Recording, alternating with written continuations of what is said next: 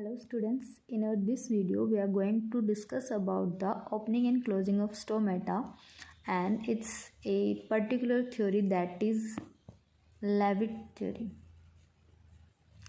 Leavitt theory, also known as mallet ion theory, or you can say that potassium ion pump theory. Most important theory है ये आपके exam point of view से, opening and closing of stomata के regarding. इस theory को आपका exam में Levitt theory के नाम से भी क्वेश्चन अराइज हो सकता है, या डायरेक्टली आपसे पोटेशियम आयन पंप थ्योरी के नाम से भी आ सकता है। तो फर्स्टली हम अगर इनकी बात करते हैं, लेविट ने ये थ्योरी दी है आपकी मैलेट आयन थ्योरी इन 1974 में। ठीक है, अब ये जो थ्योरी है आपकी, ये आपकी किसकी ऑब्जर्वेशन पर बेस है? तो ये जो थ्योरी है आपकी फ्यूजिना की जो थ्योरी रही थी, ऑब्जर्वेशन रही थी, उसके ऊपर बेस है। ठीक है, फुजीना साइंटिस्ट ने 1967 में बता दिया था कि यहाँ पर आपकी जो ओपनिंग एंड क्लोजिंग होती है स्टोमेटा की, वो डिपेंड करती है पोटेशियम आयन के ऊपर, मैलेट आयन के ऊपर। तो उसी को आगे फॉरवर्ड किया कि इन्होंने लेविट ने, और उन्होंने इस थ्योरी को नाम दे दिया मैलेट आयन पंप थ्योरी या फिर पोटेशियम आयन पंप थ्योरी, और साइंटिस्ट के नाम पर लेविट थ्योरी। ठीक है, फुजीना ने क्या कहा था कि जो आपका स्टोमेटा की ओपनिंग है, ओपनिंग रिस्पॉन्सिबल है किस, ओपनिंग जो हो रही है स्टोमेटा की वो किसकी वजह से हो रही है? यहाँ पर पोटेशियम आयन की वजह से हो रही है। वहीं जो क्लोजिंग हो रही है स्टोमेटा की वो आपके एब्सिसिक एसिड की वजह से हो रही है। मेनली ये जो बात थी ये किन्होंने कह दी थी? यहाँ पर जो आपके फुजीना साइंटिस्ट है उन्होंने इसको डिस्क्राइब कर दिया था। तो अब हम यहाँ पर बात करते हैं कि जो लेविट की थ्योरी है वो क्या रही। तो अगर हम बात करते हैं नाइट टाइम में, during night time stomata will be close, stomata close रहेंगे। स्टोमेटा क्लोज किस लिए है? क्योंकि वहाँ पर लो ऑस्मोटिक प्रेशर अराइज हो रखा है, क्योंकि कोई भी CO2 का यूज़ नहीं हो रहा है। जब CO2 यहाँ पर यूज़ ही नहीं हो रही है, मतलब एक्यूमुलेट हो रही है, तो जब CO2 एक्यूमुलेट रहेगी तो यहाँ पर आपका जो ऑस्मोटिक प्रेशर है वो क्या रहेगा? लो रहेगा, क्योंकि आयंस की कंसंट्रेशन यहाँ लो रहेगी। तो इस वजह से यहाँ पर आपका क्या है? ऑस्मोटिक प्रेशर लो रहेगा। ऑस्मोटिक प्रेशर लो होने के साथ साथ जो CO2 है एक्यूमुलेट होती होती यहाँ पर क्या कर रही है? स्टार्च फॉर्म में स्टोर होती रहेगी।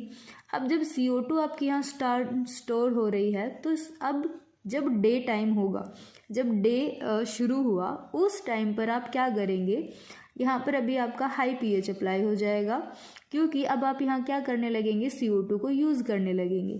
तो फर्स्टली जब CO2 को यूज़ किया जाएगा तो आपका क्या होगा? यहाँ पर स्टार्च जो है वो कन्वर्ट की जाएगी एक सोल्यूबल फॉर्म के अंदर। तो यहाँ पर क्या किया जाता है कि जो pH गार्ड सेल का, pH गार्ड सेल में हाई pH हो जाएगा, जो स्टार्च है ये आपकी गार्ड सेल में प्रेजेंट है। अब यहाँ का जो pH है वो भी हाई है। अब हाई pH की वजह से जो आपका स्टार्च है वो क्या होने लगेगा? यहाँ पर हाइड्रोलाइज होने लगेगा डे टाइम में। तो हाइड्रोलाइसिस जब इसकी होगी तो यहाँ पर आपका एक सब्सटेंस प्रोड्यूस होगा, that is phosphoenol pyruvic acid, and that is organic acid. ठीक है, आपका एक ऑर्गेनिक एसिड यहाँ पर फॉर्म हो गया, PEP, फोस्फोइनोल पायरुविक एसिड। अब जो फोस्फोइनोल पायरुविक एसिड है ये क्या करेगा? आपका CO2 के साथ कंबाइन करेगा। अब क्वेश्चन अराइज हो गया कि CO2 आई कहाँ से? तो CO2 आपकी आती है क्योंकि फोटोसिंथेसिस स्टार्ट हो चुका है। तो फोटोसिंथेसिस जब स्टार्ट होगी, जहाँ आपकी CO2 एक्यूमुलेट होने लग रही थी, अब वो क्या होने लगेगी? यूज्ड होने लगेगी। जब CO2 यूज़ होगी तो आपका जो pH है वो राइज होने लगेगा। जब CO2 यूज़ होगी तो यहाँ पर जो आपका कार्बोनिक एसिड जो स्टोर हो रहा था वो ब्रेक डाउन होके क्या करेगा? CO2 को रिलीज़ करेगा, और वो CO2 अब इस PEP के थ्रू यूज़ होने लगेगी। मतलब आप CO2 को यूज़ कर रहे हैं तो यहाँ पर डायरेक्टली आप कह सकते हैं कि फोटोसिंथेसिस में जो CO2 का यूज़ हुआ वो यहाँ पर हो जाएगा। अब यहाँ पर आपका एक एंजाइम जो है वो एक्टिवेट हो जाएगा। किसकी वजह से एक्टिवेट हुआ? हाई pH होने की वजह से। तो पेप कार्बोक्सिलेज एंजाइम एक्टिवेट हो गया, CO2 की प्रेजेंस हो गई। अभी ये जो आपका पेप, जो आपका ऑर्गेनिक एसिड फॉर्म हुआ है, ये कन्वर्ट हो जाएगा ऑक्जेलो एसिटिक एसिड के अंदर। ठीक है, ऑक्जेलो एसिटिक एसिड जो है आपका ये अनस्टेबल फॉर्म है, तो इसको स्टेबल होना पड़ेगा। तो ये स्टेबल होने के लिए यहाँ पर क्या करता है? मतलब कन्वर्ट हो जाएगा यहाँ पर। तो ये कन्वर्ट किसके अंदर होगा? आपका ऑक्जेलो मैलिक एसिड में। अब मैलिक एसिड यहाँ पर अपनी नॉर्मल फॉर्म में आना चाहेगा तो ये डिवाइड कर जाएगा आपका मेलेट आयन और पोटेशियम आयन में। तो यहाँ पर आपका मेलेट आयन अराइज हुआ है, राइट। तो मेलेट आयन की वजह से इस थ्योरी का नाम मेलेट आयन थ्योरी दिया गया है। तो ये मेलेट आयन फॉर्म होगा और हाइड्रोजन आयन। अब जैसे ही गार्ड सेल में आपके हाइड्रोजन आयन की कंसंट्रेशन बढ़ने लगेगी तो ये क्या करने लगते हैं, सराउंडिंग की जो एपिडर्मल सेल्स हैं, गार्ड सेल के जो साइड में आपकी एपिडर्मल जो सेल्स हैं, उन एपिडर्मल सेल्स के साथ ये क्या करते हैं, एक्सचेंज करने लगेंगे। किसको, हाइड्रोजन आयन को। किसके साथ एक्सचेंज करेंगे, पोटेशियम आयन और क्लोराइड आयन के साथ एक्सचेंज करेंगे। तो अब यहाँ पर पोटेशियम आयन और क्लोराइड आयन इनसाइड आने लगेंगे। क्लोराइड आयन आपका किस लिए आ रहा है यहाँ पर, क्योंकि पोटेशियम आयन पॉजिटिव चार्ज ज़्यादा कर देंगे, तो उस पॉजिटिव चार्ज को न्यूट्रलाइज रखने के लिए क्लोराइड आयन थोड़ा नेगेटिव चार्ज लेके आएंगे और यहाँ पर बैलेंस बना के रखेंगे। अब जो गार्ड सेल्स थी उनके अंदर किसकी कंसंट्रेशन ज़्यादा होने लगेगी, आयंस की कंसंट्रेशन ज़्यादा होने लगेगी। अब जब ज़्यादा कंसंट्रेशन होने लगेगी तो पीएच जो आपका ये है ऑस्मोटिक प्रेशर है, ये क्या हो जाएगा, हाई हो जाएगा। जब ऑस्मोटिक प्रेशर आपका हाई हो जाएगा तो यहाँ पर आपका क्या होने लगेंगे, एंडोऑस्मोसिस प्रोसेस होगा और एंडोऑस्मोसिस के थ्रू यहाँ पर क्या हो जाएंगे, stomata will be open. This is your opening of stomata. Now we will discuss the closing of stomata. Now one more thing is that कि यहाँ पर पोटेशियम आयन आपका इनसाइड जा रहा है, तो पोटेशियम आयन और मेलेट आयन की वजह से इनके डिफरेंट नाम हो गए। दूसरी चीज़, ये जो सारा प्रोसीजर आपका चल रहा है ये यूटिलाइज कर रहा है एटीपी को, ठीक है। तो एटीपी का यहाँ यूटिलाइजेशन चल रहा है। अब हम अगर बात करते हैं क्लोजिंग ऑफ स्टोमेटा की, तो क्लोजिंग ऑफ स्टोमेटा हमने स्टार्टिंग में बताया किसकी वजह से पॉसिबल होगी, आपकी एब्सिसिक एसिड की वजह से। तो जब आपका CO2 जो है वो बहुत ज़्यादा यूज़ होने लग रहा था, ठीक है। अब मॉर्निंग डे टाइम में सारा प्रोसेस आपका नॉर्मल चलता रहेगा, लेकिन जैसे ही इवनिंग होगी तो इवनिंग टाइम के अंदर आपका क्या होने लगेगा, CO2 एक्यूमुलेट होने लगेगा, यूज़ नहीं होगा क्योंकि लाइट नहीं है। तो अब CO2 की कंसंट्रेशन बहुत ज़्यादा हो जाएगी।